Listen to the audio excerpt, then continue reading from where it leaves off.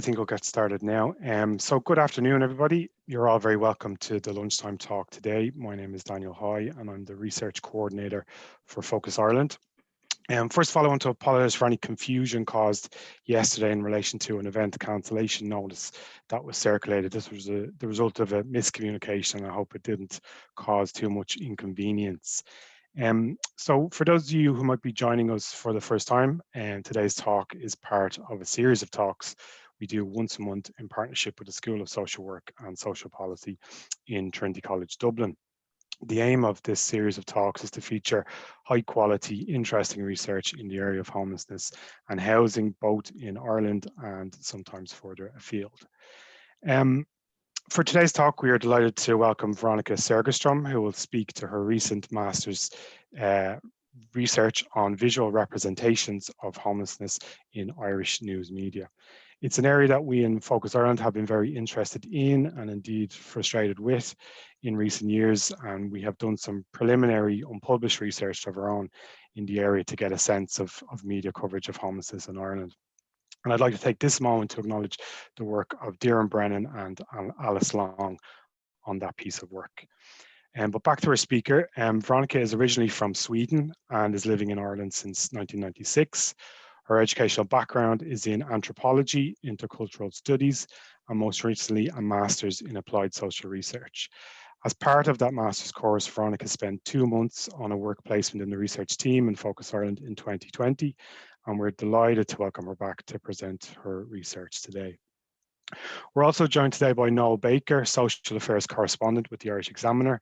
Noel is a reporter with 20 years experience across a number of national titles and has also contributed to a range of broadcast media. He has a long-standing interest in social justice issues and is a 2-time winner at the Law Society's Justice Media Awards. Noel will give his reflections and insights following Veronica's presentation. So hopefully we'll have some time for questions before we finish sharply at 2. If anybody does have a question, please feel free to pop them in the chat box and we'll try get to those in time.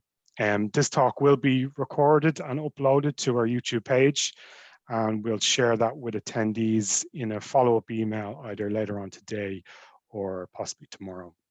So with all that said, I'll give the floor to Veronica to begin her presentation. Thanks, Veronica. Thanks a million. Thanks for inviting me to come along and talk a little bit about my research. I'll go right ahead. Right, so I'm going to briefly cover some previous research, some methodology, aims and objectives of this little piece of research, some of the findings, and a bit of a discussion at the end. Right, so previous research on the representation of homelessness in the news media that I covered was mainly discourse analyses, and these can be broadly categorized into 3 categories. Research on frequency and timing.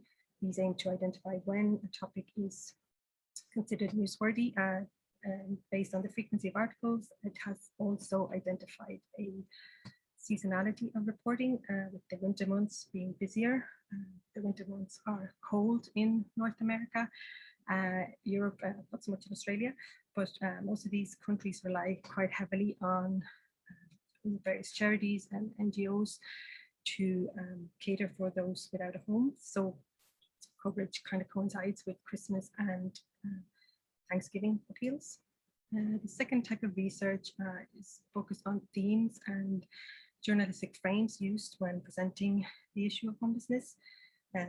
These journalistic frames are repeated over time. They become kind of familiar, sort of a shorthand between reader and journalist.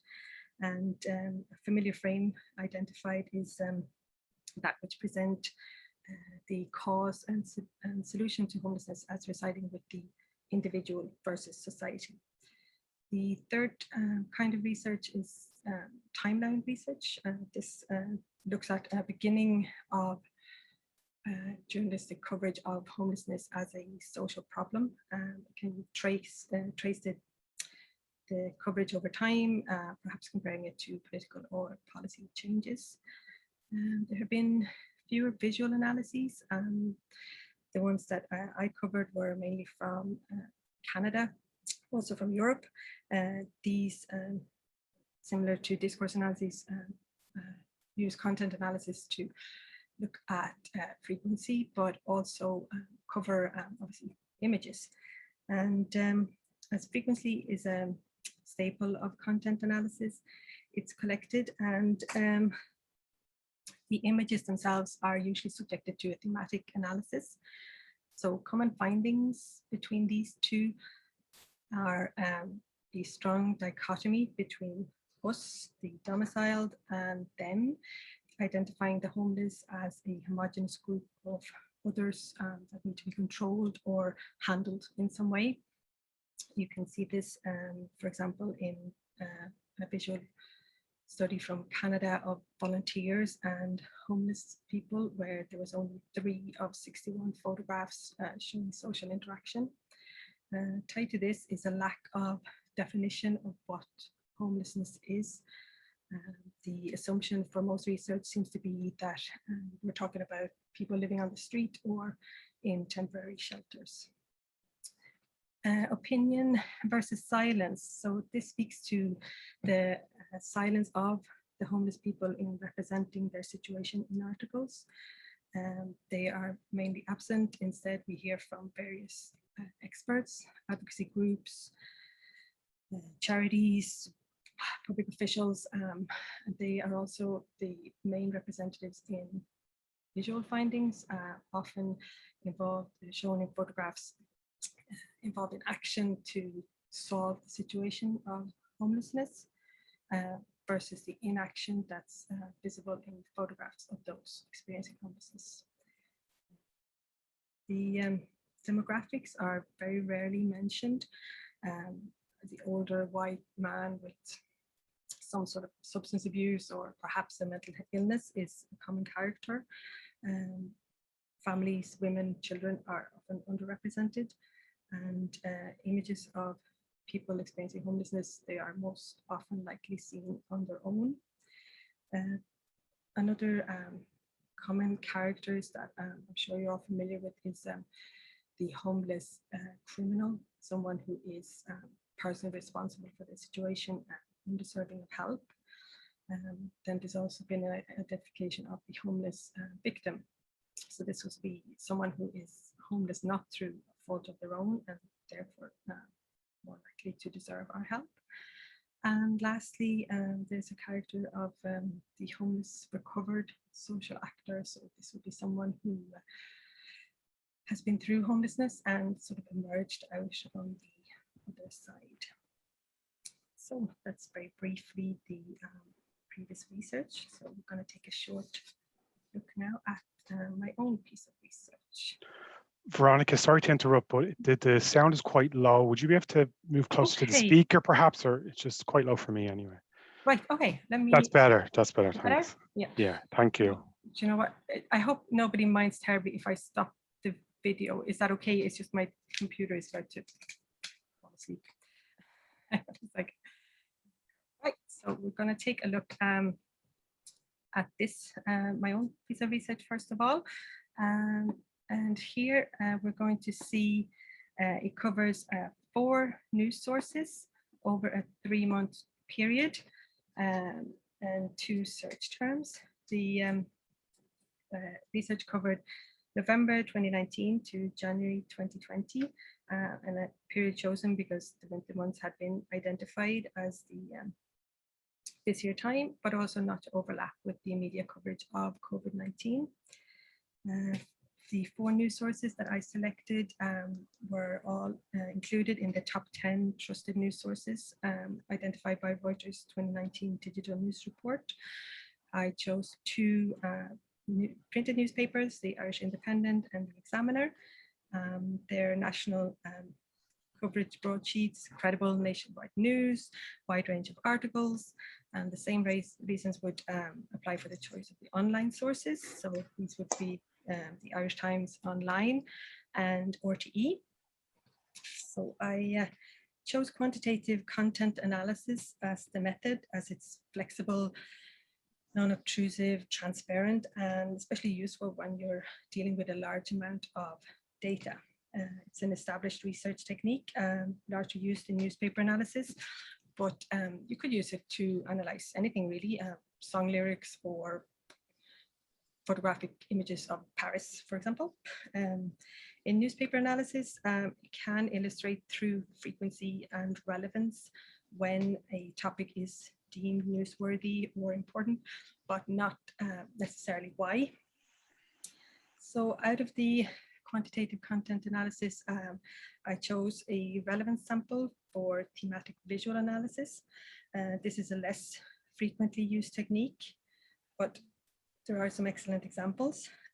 We have to acknowledge again that frequency doesn't necessarily mean importance, but when you're dealing with images, you come up against other kinds of challenges, such as, for example, if you're coding images by content and into themes, then you'll have both strong and weaker examples included in the same theme.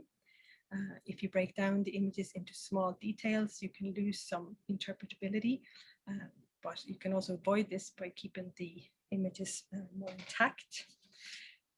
Obviously, the aim of this visual analysis is to find the most common used image, but I think you can also use it to at least attempt to see what images are not present or rarely used. By definition, it can't speak to the individual meaning of an image for the viewer. We just have to be content with the knowledge that the image means something. So the overall objective of the research was to gain an understanding of how the experience of homelessness is portrayed visually in Irish news media, and to investigate if the general public is presented with a visual image that is truthful, representative, and inclusive.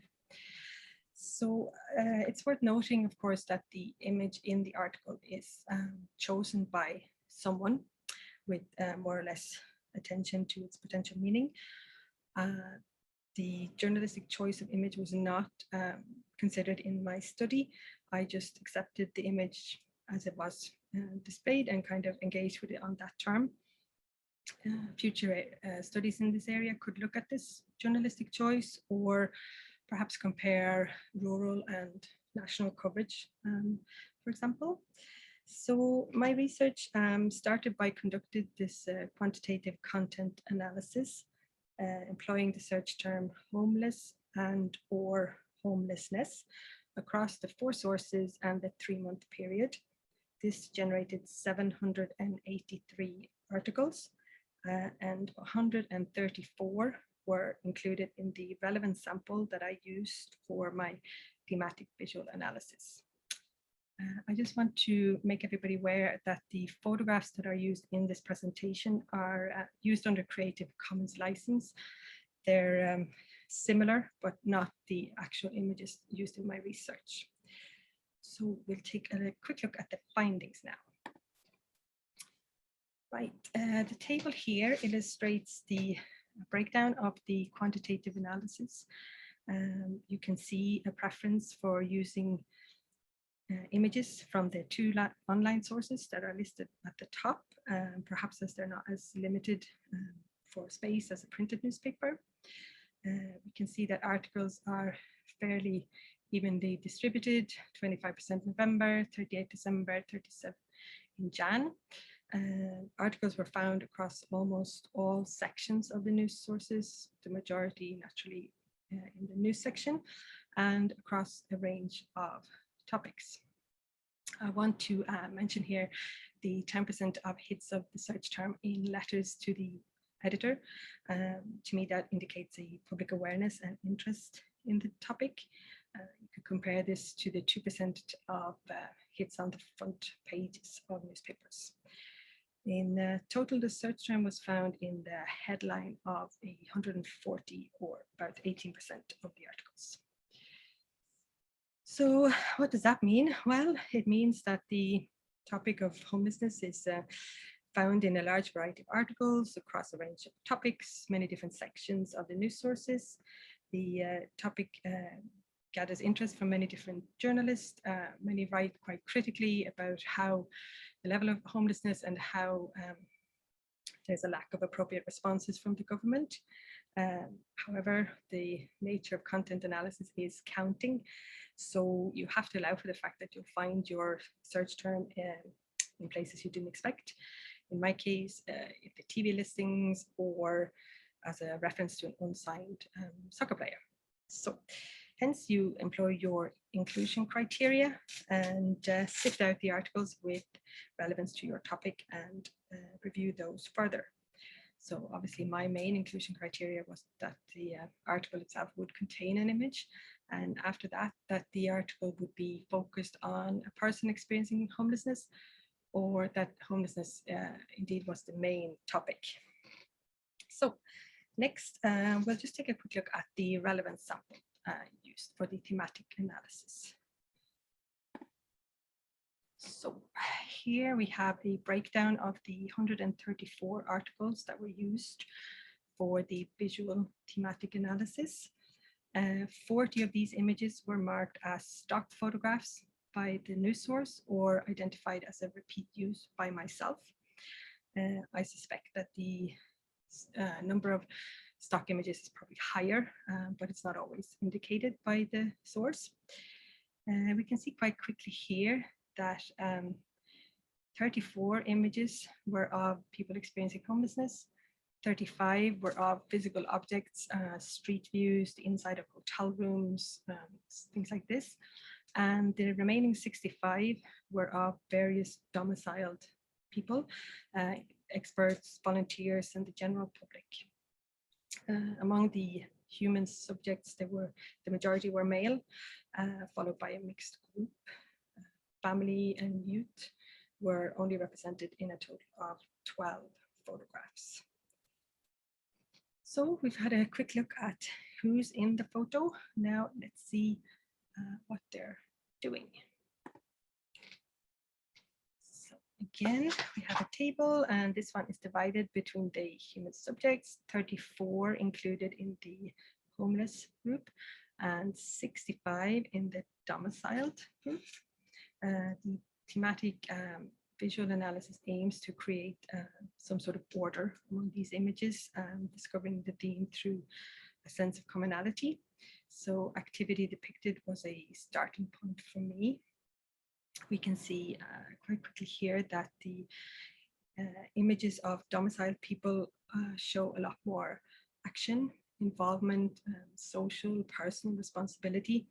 They're engaged in volunteering, they're members of the Gardaí, political figures, and involved in protests, for example. You can compare that to the inactivity shown among the group identified as experiencing homelessness. They're mainly shown sleeping, begging, or receiving food or goods. I want to just comment briefly on the posing portrait group of photographs. This is the largest one for both groups. In the homeless group, these images were mainly represented by one of two photographs of men who unfortunately had been the victims of brutal killings. Among the domicile group, these images were mainly of the general public, a mix of categories, or pictures of politicians. Okay. Now I'm just going to take you briefly through some photo-specific data. So the images featuring humans were studied further, coded by setting, use of space, posture, facial expression, as well as some codes associated with the image itself, such as field of view. Majority of photographs were small, cropped, or kind of close-up images rather than wide-angle shots. I believe this is a kind of photographic norm, as well as probably a space issue. Both groups, surprisingly, were most likely to be photographed outdoors. You can see here the difference being that the homeless group were not always afforded a location. The use of space was also different. The domiciled group have a normative use of space, whereas the homeless group have mainly a non-normative use of space. So that would be, for example, sitting or sleeping on the street. Posture was another point of difference. The homeless group used using mainly a more passive posture of sitting down. The domiciled group had a facial expression which was mostly visible and neutral, whereas in the homeless group, the facial expression was mostly unknown. So that means that the person's photograph face was not visible in the photograph, or the face is partially turned or eyes averted, kind of a posture that indicates a lack of engagement with the world around you. Both groups were mostly photographed at eye level. Again, a sort of photographic norm. I think it's important to point out here that 41% of people in the homeless group were photographed from above. So that kind of leaves the viewer literally looking down upon this more vulnerable other. So finally then, we're going to take a look at some of the themes discovered in the analysis and have a little look at some photographs. So here's a summary of the thematic visual analysis. We had 3 overlapping themes. The first one, activity, passivity, has already been hinted at. In the majority of photographs of people experiencing homelessness, they're passive, recipients of charity, sleeping on the street, sitting around, begging. They're not shown working, using any tools, performing any domestic task, except caring for children maybe. They're not engaged with any of the solutions, social supports, or events. Inactivity to the point where you're not even looking at the camera illustrates a lack of engagement and perhaps a resignation to a personal situation. You can compare that to the domiciled group, who are recognized members of society. They are employed, they're showed engaged in their work, they're volunteers offering time, coats, food, they're engaged in protest, fundraising events, they're actively doing something about the situation of these others. In the theme of subjectivity and power was mainly illustrated by the lack of demographic markers among the images of people experiencing homelessness. By removing the name, location, age, and gender, you leave the person without a sense of subjectivity or indeed identity. By not acknowledging the camera or having several images where people are not visible, you end up displaying a sort of shared sense of anonymity and sameness. Again, these images seem to highlight a personal, individual nature to the situation and, you know, the inactivity that I already mentioned. When demographic data is mentioned, such as a previous occupation, for example, it's always in relation to being homeless. It's as if that is the primary identifier. Among the domiciled group then, subjectivity is never questioned. We recognize their profession, we're presented with their names, location, purpose, and they're engaged in work, they're connected to each other, to society, most often pictured standing up, with photographs taken at eye level. They're people in authority, experts, and powerful to do something about the situation of homelessness. They're grouped together really only in this research due to being non-homeless.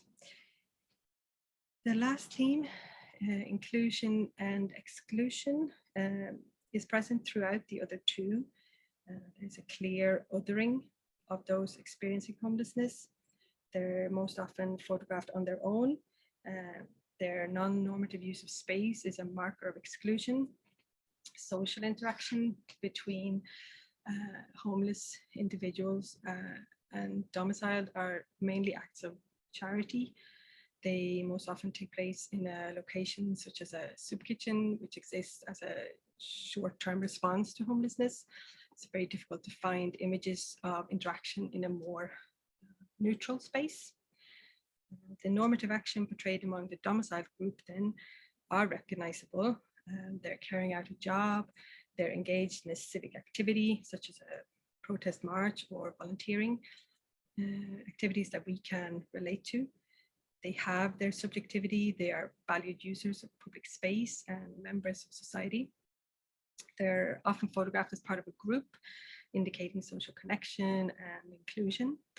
They belong to each other and with us. So finally then, acknowledging that we can't discover the individual meaning of the image or know for certain how it influences common knowledge, we have to accept that it does. The finding of this research indicates that the visual presentation of homelessness in the Irish news media is predominantly made up of images of various people who have a home. The people experiencing the situation are largely absent from representing it. When people experiencing homelessness are included in the photographs, it's more likely to highlight what they haven't got and what they are not doing about that situation. Themes of passivity, loss of subjectivity and power, and an overall result of exclusion are easily seen in these photographs. By perpetuating an image of homelessness removed from its systemic cause and existing mainly on the street, you sort of further the social distance between us and them, fuel a stereotypical image filled with social stigma and pity. Systemic causes, appropriate long-term solutions, and most importantly, prevention don't feature in these images. I think it's time to challenge these images, the effect of naturalizing and legitimizing social situations and responses. We should push the viewer to reconsider his or her way of seeing homelessness, move the visuals towards a broader range of portraits and away from limiting stereotypes. By kind of highlighting this narrow definition of visible homelessness, which is very much focused on the individual, you are kind of limiting the reader from seeing the whole picture of homelessness and also of who is homeless in Ireland. Because homelessness is indeed more than rooflessness.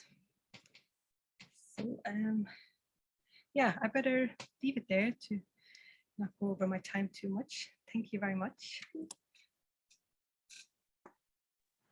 Veronica, thanks very much for that presentation. Really, really engaging and such an interesting topic, I think. You know, particularly in the context of you know, the argument that the media is one of the most important actors in the construction of the social problem of homelessness, and you know, that's of particular concern in Ireland. And I really appreciate the depth of analysis, you know, looking at activity versus passivity, inclusion versus exclusion, and subjectivity, as opposed to power and how it impacts on othering, which is a really key finding, I think, in the research, and how that can, you know, the images used can impact on that process of othering and how important that is.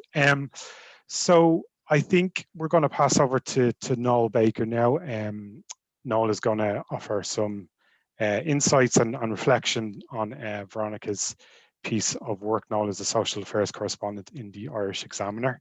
And I would ask people in the audience if they have any questions or even remarks to pop them into the chat box, and we'll try and get to those later on. And Noel, when you're ready, thanks. Sure. Well, first of all, thanks to Veronica for a very interesting presentation. It's maybe slightly unnerving to have work that we're doing kind of forensically atomized over that period of time. So, I mean, it is important for us, I guess, to reflect on what we're doing and what we're doing right and what we could do better. And in addition to this, when I was reading through Veronica's work before this and then the presentation, it's interesting to note that Focus Ireland will have some views on this themselves through that unpublished work that they have done that Daniel mentioned at the start. I mean, I have to accept really that some of this is well, a lot of it is absolutely accurate. I mean, when you talk about a narrow variation in images, that is very hard to argue against. I suppose what I would have to say is that there's very practical and often mundane reasons why that happens. So for example, if you are going to run a story, first of all, there's a difference nowadays between the digital presentation of that story and the print story. So the print story operating off a template of a page is probably going to be allocated a slot down page unless it's a major story. It may or may not get a photograph. It could start off with something that's going to get a photograph and then the photograph is pulled because other things are jostling for space and there's different stories contending for room on that page, really. And it is a limited space. So let's face it, it is a limited space. Since the period that you have studied here, we in the Irish Examiner have changed to a more digital first platform. So even within the last 12 months, and sometimes I work on the news desk for my sins, we have moved towards a more self-generated digital product. So as the reporter, I'm not responsible for putting the photograph in the print edition. That's down to the picture desk. But if, for example, a story materializes today and it's to do with, could be the Focus Ireland strategy, could be anything. If I'm doing that story, I may well now be charged with going onto our system, locating an image that I think suits this, popping it in, and maybe 60% of the time that image will remain in place, and that'll be the one not just on the digital product, the story, but it'll also be the one that you see with the associated tweet, right? And I have to tell you, as somebody who doesn't work with visuals a lot, as somebody who does words, there's quite a limited scope within our online library. You know, so it really depends on the context of the story. So for example, the Focus Ireland strategy launch that happened an hour and a half ago, right? For that, you could select a photograph of Sister Stan, Pat Denigan, Minister Darragh O'Brien was there, whatever. You know, it's a little bland visually. It's not going to do much for you. But, you know, they were speaking there. They were an active participant. So you would probably use that. If it's a story about the monthly homelessness figures, for example, right? First of all, they tend to drop at 5:30 on a Friday, right? Or it's always late in the day. So it kind of becomes a placeholder in print, which is unfortunate. And in addition, when it comes to a visual representation of that, particularly on social media, your platforms where you're trying to engage readers, there's only one image that you're going to pick for that. You're not really going to run a collage. And 9 times out of 10, when you go into our library and you type in homelessness, you know, family homelessness, whatever, you'll have quite a limited array of images to pick from.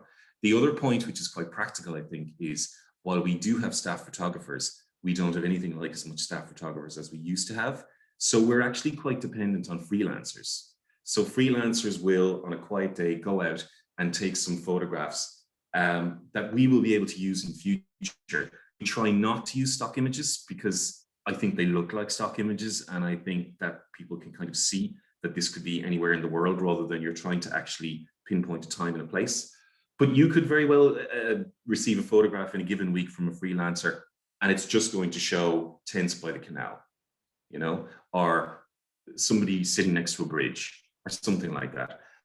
I completely take the point that this is quite a narrow reference point, you know. If you're talking about family homelessness in a story specifically, you're not really going to use that image. But then what image do you use?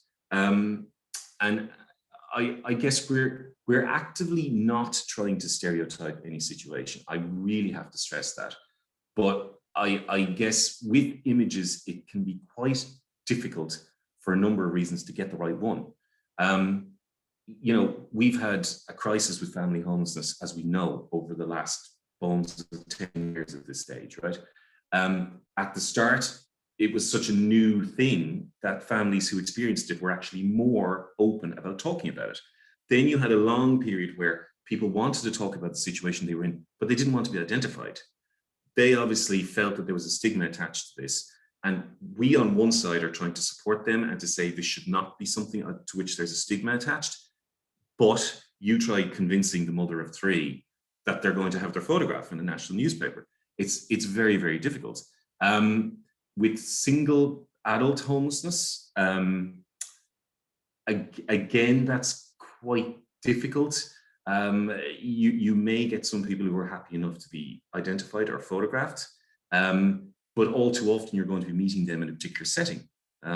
So years ago, when the night cafe in Merchants Quay opened, I spent a night there. We ended up just using photographs of the staff. We ended up using photographs of the back of people's heads. We ended up using photographs of mats on the floor. You have to respect people's wishes that they simply just don't want to be photographed, whether it's having a cup of tea or, you know, standing in having conversation with somebody. It's very, very difficult. The other point is those same photographs that I mentioned to you earlier on that you might receive from a freelancer of somebody on Hinckley Bridge. You can't really see their face. They've maybe got a hood up, tents by the river. They're relatively timeless, you know, whereas somebody that I might have interviewed 2-3 years ago and have a picture of their face, I'm not just going to drop that randomly into a generic story about the figures. Their situation will hopefully have improved by then. They're maybe no longer in homelessness. So there's a lot of practical reasons around why a relatively narrow bank of images is used.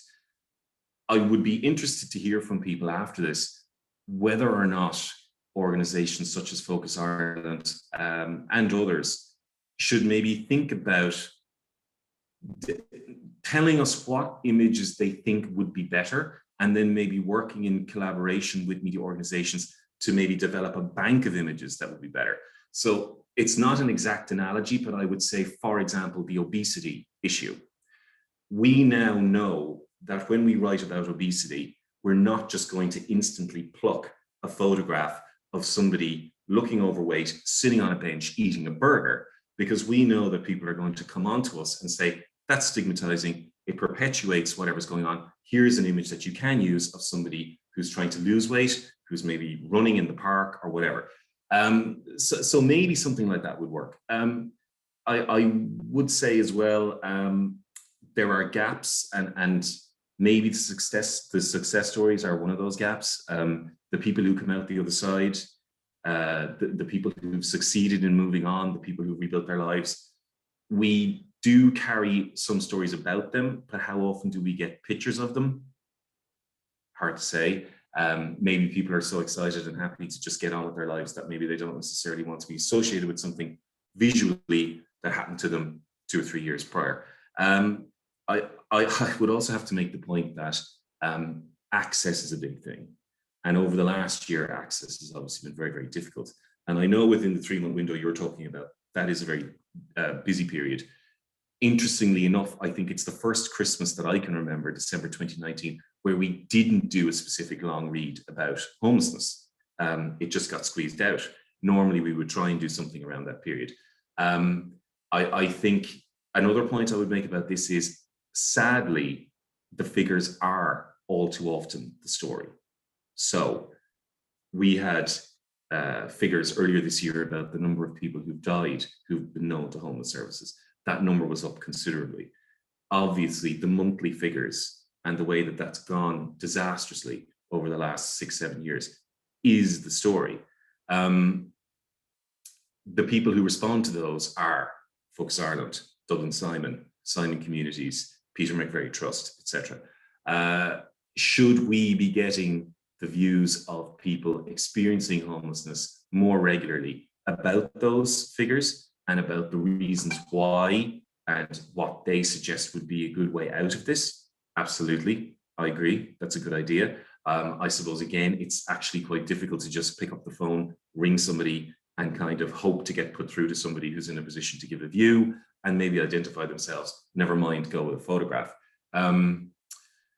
It's interesting. I think one of the best depictions of family homelessness in recent years was a work of fiction, and that was Rosie, the movie. It was absolutely superb, brilliant, hugely affecting, and I think it struck a chord with everybody who saw it. You would be hard-pressed, even RTE investigators would be hard-pressed to get a level of access to a family that would be akin to the fictional depiction of the family in that movie. And I think, it's kind of like The Wire in America explaining the drug war or whatever, like people kind of say it's actually more true than fact. And, it's in a way you get to expand on themes where journalism kind of sometimes is just hemmed in by resources and things like that. I do think that there is maybe a gap between how we depict rural homelessness and how we depict urban homelessness. It is very much seen as a kind of an urban phenomenon, not necessarily in the words, but I think visually it is. But then again, it's more prominent. It's more in your face. You can see it more evidently, and obviously the photographs depict that as well. I think we have tried to address the balance a bit. I mean, February just gone, mid-February, we did a big profile of a number of people who'd actually died in the past year. And one of the things that we didn't want to do was kind of turn it into an obituary. We kind of wanted to convey a sense of who they were as a person. And one of the people that I wrote about was Gary Dineen, who had died in Cork last summer. And he was a musician. And the print page had photographs of him, and obviously it had input from his sister and other people who knew him. The digital presentation of that actually featured his music. And it was an entirely different package. He was able to kind of show his voice when he was rapping, the music that he wrote. And, we're very conscious of the fact that we don't just want to be kind of talking about people who are over there. We would rather them be the real people that they are, and ideally be able to articulate for themselves what it feels like, their hopes and dreams, what they want to do, how they want to get out of this. We're open to suggestions, I think, in relation to how we could do this better. And as I say, sometimes you're just there, it's 5 to 5, a story has come in, you're doing it, you've got to pop the gap, the photo, the image into the gap, and you just needed to get out there. If the story is an extra 500 people homeless in the month of February, then what's the correct image for that? It's challenging because, I absolutely take the point, and I don't want to bang on for too long because I know other people want to get in. I absolutely take the point that you don't want to create a stereotype and you don't want to have too narrow a vision. But I think the images that maybe jolt us out of our, I don't want to use the word acceptance, but our kind of acceptance of what's going on are some of those really harsh images. So, for example, the image of the young lad eating his dinner off the cardboard box the year before last, that was astonishing. And it was mentioned in Dáil Éireann and everything else. Interestingly enough, February last year, I tracked him down and I spoke to him and I spoke to his mother, and we carried an interview with them, but they didn't want to be identified. So in terms of an image, we had to just have the two of them standing together on Grafton Street with somebody from one of the soup runs that operate in Dublin City Centre, with her facing the camera. So we're actually giving a depiction that we didn't just make this up. We did actually speak to these people. This is what they're saying. But that's a constant obstacle, And if there was a way where we could kind of come together, have a think about it, what's a suitable bank of images, and then maybe just disseminate that, I think media organizations would be more than happy to receive it. No, thanks very much for that. That was really, really useful. Like you spoke about those mundane practicalities, but it's very interesting for us to hear what the work processes are like in journalism, and speaking to those time limited choices that journalists and staff have to make, and the limitations around online libraries, etc. And it is, there's complications there too, because it is much harder to convey true imagery, like let's say solutions to homelessness or the actual picture, because it's harder to convey. So the picture of Ireland over the last 5 years longer is one of family homelessness, and families who are made homeless for the most part for economic reasons. So we're talking about unable to afford the rent, the lack of affordable housing, etc. So it is hard to convey that in an image. So it is important to recognize that. And I'd really encouraging to hear your points on maybe coming together and, working on some kind of set of guidelines or a bank of images, because this is one of the most prominent social issues in Ireland. People do care about it, and we're in the midst of a housing crisis that's not going to be solved soon. So it's important that we do we're accurately portraying homelessness in the country, and we're humanizing people who are experiencing that as well. I think it's very important. And you spoke about that as well. And, getting people's stories out there if possible, and those success stories. But I think you make a very good point. And it's in our experience as well that people who do exit homelessness, like to leave it in the past. They like to leave that association of homelessness in the past. And it is harder to do those type of stories as well. So we do have some questions there, Noel. So from Marion Curry. So from what Noel is saying, it sounds like media banks and stock photography needs to be updated. Is there opportunity for a project of people who are homeless to tell their stories and provide imagery that they're comfortable with? There are many different types of situations that need to be addressed, from living or relatives and friends. That's a really good suggestion, I think. Again, I did this mad idea about 20 years ago that we should team up with an organization, whoever it was at the time, I can't remember, and kind of just issue kind of really small digital, or not even digital, Polaroid cameras or something at the time. I think it was just something where people could kind of document themselves for a while. But I guess the other problem that you have to be very careful of is that you could very easily stray into territory where somebody feels defamed, diminished. Somebody might not feel that they had their photograph taken with permission. That's, again, one of the reasons why a lot of these kind of almost generic looking photographs of somebody sitting on the Hinckley Bridge or something like that, but their hood is over their head and their face is covered. It works because that person isn't so readily identifiable that they can't turn around afterwards and go, why the hell are you taking my photograph? You know what I mean? My mom or dad doesn't know that I'm homeless or whatever.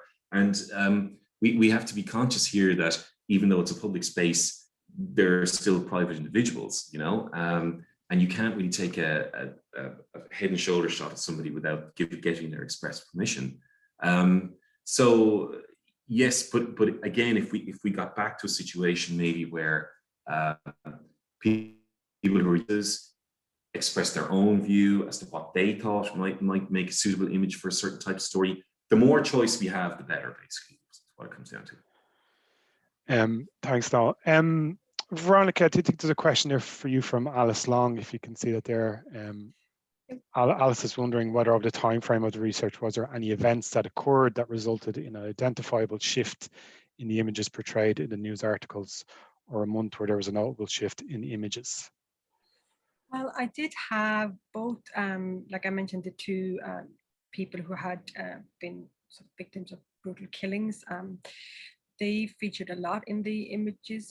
It was also around this time that, if you remember, this industrial vehicle moved a tent near Grand Canal Dock. So that was covered a lot in January of 2020. So a lot of my photographs actually were of sort of, I don't know if you call that a crime scene, I suppose you do. So it didn't shift the coverage, but it did leave my sample with a lot of images of things related to the justice system in Ireland, I suppose. So that was something that wouldn't have happened if the timing would have been the previous year, maybe. Thanks, Veronica. I was wondering, Veronica, if you had maybe more time and resources to take this research off and develop it, what avenues might you take, do you think? Well, I think actually working with journalists and now, I mean, obviously Noel gave us a great insight there into how sometimes the choice of image happens. But I do think that would be an interesting angle to explore. Whether I get to do it or someone else, either way, I'd love to read it. But and the idea of allowing people experiencing homelessness to photograph their own situation, I know from previous research that has been done a few times. What often happens is that the people themselves are very aware of the type of images that are often featured in the media and end up almost photographing pretty much the same things. Or they might photograph a situation like you know, 2 or 3 people experiencing homelessness sitting together, having a beer, and for them it represents a sense of community, a sense of shared belonging, whereas for someone who's not in that situation, they may just see people drinking on the street. Like, so there's an interesting idea, I think, to do some kind of a photo voice project with it, but you just have to kind of be aware that a lot of these images are so ingrained in what we associate with homelessness that you kind of might end up repeating them almost. But yeah, I think I really enjoyed the study when I did it. It's challenging to write a dissertation, of course, but the topic really interested me, and visual communication interests me in general. So I think you could do all kinds of things with it. I did, for example, look very quickly at NGO media releases during that time as well.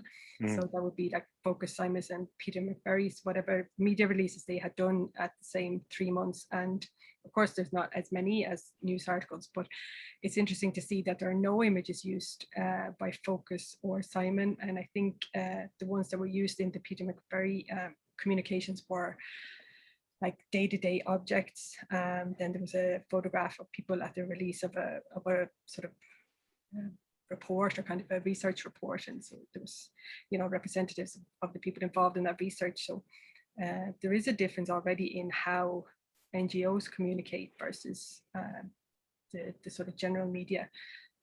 I mean, you find good example. I'm not saying all images used are bad, but you know, it can be difficult, I understand as well, in the media, because you are looking for an image that is identifiable and recognizable to people.